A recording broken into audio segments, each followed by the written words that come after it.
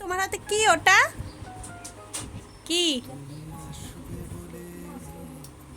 ও, lipstick.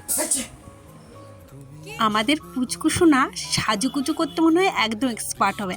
আমি যখন ready হচ্ছিলাম তখন আমাকে লিপস্টিকটা দেখে বললো এটা ঠোঁটে মাকে, আর এত দারুণ একটা স্মাইল দিল কি বলবো। যাই হোক, আমরা তো এখন বেরিয়ে পড়েছি ঘুরতে, আর কোথায় যাবো প্রথমে ঠিক ছিল না। আর দেখো ওয়েদারটা কি দারুণ, তাই না? ওই সূর্য ডুববে ডুববে করছে, আর রাস্তাটাও না ভীষণ ভালো লাগছিল। এরকম ওয়েদারে না ঘুরতে যেতে বেশ ভালো লাগে, না ঠান্ডা না গরম। যাই হোক, আমরা রাস্তায় যেতে যেতে ঠিক করলাম কঙ্কালেশ্বর মন্দিরে যাব, আর চলেও এলাম।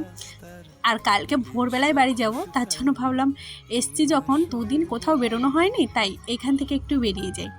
আমাদের বাড়ির কাছেই একদম, কিন্তু আমার যাওয়া হয় না। বাড়ির কাছে মানে বাপের বাড়ির থেকে প্রায় আধ ঘন্টা রাস্তা। তো ছোটোবেলা থেকে কোনো দিনই আসিনি, আর এইখানে এসেই শুরু হয়ে গেছে ছবি তোলা। আর এদিকে আমার মেয়েটা না আজকে ভীষণ বিরক্ত করছিল, একদমই থাকতে চাইছিল না। ওর বলছিল কোলে নাও, কারণ ওর শরীরটা না খারাপ ছিল, কেননা তার পরের দিন ওর প্রচণ্ড শরীর খারাপ হয়েছিল। আমি ঠিক বুঝতে পারিনি। আর এইদিকে আমার মেয়ে খালি বলছিল কোলে নাও কোলে নাও। খুব বিরক্ত লাগে, জানো তো, কোথাও গেলে বাচ্চারা যদি এত মানে বিরক্ত করে। আর জায়গাটা সত্যি বুঝতে পারছো, এইখানে হলো একটা কালীতলা আছে। তার আগে তোমাদের সাথে পুকুরটা শেয়ার করে নিই। ওইখানে ভিড় আছে বলে আর গেলাম না। মাঝখানে দেখবে একটা কালী মন্দির আছে, তোমাদের মানে পুরো পর্দা দিয়ে ঢাকা। আজকে ভেবেছিলাম সন্ধ্যা আরতি দেখবো, শনিবার ছিল, বাট সেদিন হয় না, হয় রবিবার 6টার সময়। তবে একদিন অবশ্যই আসবো।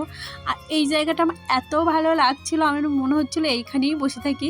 কিন্তু আমার বর তার উল্টো বলছিল তাড়াতাড়ি চলো তাড়াতাড়ি চলো, মানে ও কোথাও গেলে যতক্ষণ না বেরোবো না ততক্ষণ যে কি শুরু করে কি বলবো। যাই হোক, আর এইখানে অনেক লোকে মানে এত লোক এসছিল কি বলবো। আর এই পুকুরে দেখলাম দারুণ মাছ, এগুলো কি মাছ জানি না, কালারিং মাছ। এগুলো আমি বেশিরভাগ ওই অ্যাকোরিয়ামে দেখেছি, বাট এরকম পুকুরে আমি দেখিনি।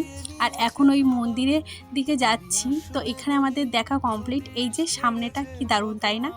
আমার তো বেশ ভালো লাগছিল। আর তোমাদের কেমন লাগলো অবশ্যই কিন্তু কমেন্ট করে জানিও। আর অনেক লোক আসছিল, অনেক ভিড়। এর পাশেই না বৃদ্ধাশ্রম।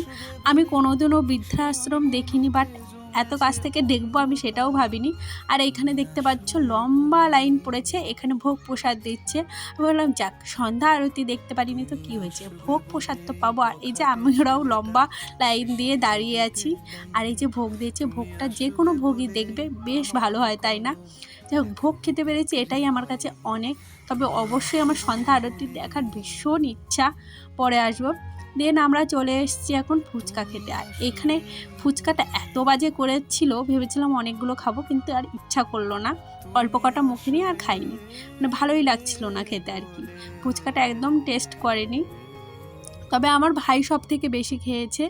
আর না রাত মানে মোটামুটি অনেকই হয়েছিল। আর আমার কানে দেখো রং, এটা রং খেলার ভিডিও। আমি অনেক দেরি করে ভিডিওগুলো দিচ্ছি, আমি পারছি না জানো তো প্রতিদিন ভিডিও এডিটিং করে শ্যুট করে তোমাদের সাথে শেয়ার করতে চেষ্টা করছি, বাট পারছি না নানান কাজে। এদিকে মোমো নিয়েছিল বোন।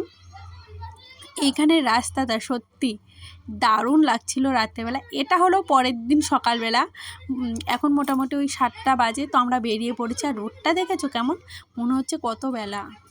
এখন যাচ্ছি হলো বাড়ি। আর আনিশার 8টা থেকে স্কুল, তো স্কুলটা ধরো ওর জন্য সেদিন এসে আর ভিডিও করিনি।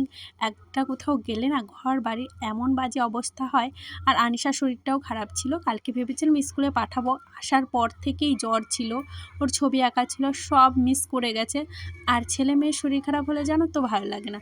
এটা হলো পরের দিন সকালবেলা আর কি। তো ভোরবেলা আমি উঠে পড়েছিলাম আর ছড়া দিয়েছিলাম। আমার ছড়া দিতে ভীষণ ভালো লাগে, আর উঠোনটা যদি পরিষ্কার থাকে না আমার বেশি ভালো লাগে। তো এদিকে আমি ছড়া দিয়ে উঠোনটা ঝাড় দিচ্ছিলাম। আর আগে তো দিদি যেদিন রং খেলা হয়েছিল সেদিন লেপেছিল। বুঝতে পারছো কবেকার ভিডিও আজকে তোমাদের সাথে শেয়ার করছি। যাই হোক, তোমরা একটু ম্যানেজ করে নিও। আর উঠোনটা ঝাড় দিতে আমার বেশি একটু কষ্ট হয়ে যায়, মানে হাঁপিয়ে যায়, কেন জানি না, কোমরে ব্যথা হয় বেশিক্ষণ নিচু হয়ে কাজ করলে। এই যে সমস্ত বাসি কাজ কমপ্লিট করে এখন চলে এসেছি চা। দুধ চা না হলে না আমি মানে খেতেই পারি না অন্য কিছু। এত চেষ্টা করি দুধ চাটাকে অ্যাভয়েড করবো, বাট হয় না, আমি খেয়েই ফেলি। সবাই যখন খায় না তখন আর লোভ সামলাতে পারি না, তো খেয়েই ফেলি, এই কারণে আর কি। আর এই দিকে আজকে দেখো আমার মেয়ের শরীরটা এখনও পুরোপুরি ঠিক হয়নি, ঠান্ডা লেগেই আছে। আর বাচ্চার শরীর খারাপ হলে জানোই তো একদম ভালো লাগে না। এই দেখো রুমাল নিয়ে হাতে, তো এতটা মন খারাপ হয়েছিল কালকে, যার জন্য আমি ভিডিওই মানে করিনি। এতটা মেয়েটার শরীর খারাপ ছিল, সারাদিন ওর পাশে শুয়েছিলাম, এই ঘ্যান ঘ্যান করছিল, না ঠিকমতো কাজ করতে পেরেছি না অন্য কিছু। আর বাচ্চাদের শরীর খারাপ হলে বোঝোই তো মায়ের মন একদম ভালো লাগে না। এত শরীর খারাপ হওয়া সত্ত্বেও ও বলছে দাও মা আমিই বিরাজ করি, তোমার আর করে দিতে হবে না। আমার মেয়েটা এমনি লক্ষ্মী। আজকে মেয়েটা অতটা মানে শরীর খারাপ না থাকলেও একটু ছিল, তার জন্য আজকে আর সেরকম কিছু রানবো না। আর কালকে যখন বাড়ি থেকে এসেছিলাম না, মা দুটো হাঁসের ডিম দিয়েছিল, সেই দুটোই রানবো। আর এই যে লাউ শাক পাশের বাড়ির থেকে চেয়ে এনেছি, আমাকে না মা বলেছে এইভাবে লাউ শাক রানবি, ডালের সাথে বেশ ভালো লাগে। আমি বললাম ঠিক আছে রান্না করি, কিন্তু বেশ ভালোই লেগেছিলো। এখন না লাউ শাক আগের মতো এমনি খেতে ইচ্ছা করে না, এরকম ডাল দিয়েই মানে ভালো লাগে। এমনি মাছ দিয়ে তরকারি না একবারই খাই, তারপরে আর ভালো লাগে না। আর এইদিকে দেখো হাঁসের ডিমগুলো, মানে আজকে আর সেরকম কিছু করবো না, মানে আর একটা ভাগে হলে আমাদের বাড়ি ভালো হয়, বাট আমি আর ওইসব করবো না। আর ডিম যেরকম সবাই রান্না করে আমি সেরকমই রান্না করি। একটা ডিম কেটে দিয়েছিলাম যাতে মানে ভালো খেতে লাগে, দেখবি কোনো কিছুতে ডিম কেটে দিলে না বেশ ভালো লাগে খেতে।